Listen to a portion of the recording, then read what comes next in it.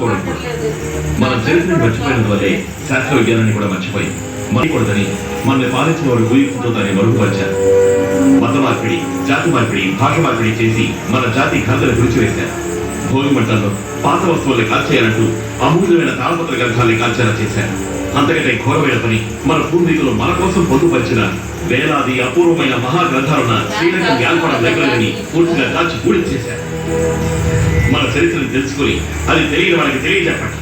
పసుపు ఒంటికి రాసుకోవడం, నీళ్ళలో కలిపి చల్లడం సనాతన సంప్రదాయం చెప్పకండి, సైన్స్ అని చెప్పండి, అది యాంటీబయాటిక్ అని చెప్పండి. అది చెప్పడం వల్లే పసుపు పట్టలేని దేశాలు దాన్ని కనిపెట్టి ఈరోజు దానికి పేటెంట్ రైట్స్ తీసుకున్నాయి. ఇంట్లోకి క్రిమికీలుగా రాకుండా ఉండడానికి వాకిట్లో కళ్ళకు జల్లి ముక్కు వేస్తామని చెప్పండి. మనం అలా చెప్పడం వల్లే ఇప్పుడు ముగ్గురి టైల్స్ మీద స్టిక్కర్ గా అతికించుకుంటున్నాం. ఇంటి బయట వేప వృక్షం, పెరట్లో తులసి చెట్టు, ఇవన్నీ మెడిసిన్ అని చెప్పండి. మనం మన శాస్త్ర పరిజ్ఞానాన్ని భావితరానికి తెలియజేస్తే ఈ ప్రపంచానికి మనమే మార్గదర్శకమైన ఆత్మస్థైర్యం వాళ్ళకి పెరుగుతుంది. అలా చేయడం వల్లే ఈనాడు అన్నింటినీ దూరం చేసుకుంటూ మనం చిన్న చిన్న దేశాలు ఎంతో గొప్పగా చూస్తున్నాం, వాటి వెనకబడి తిరుగుతున్నాం.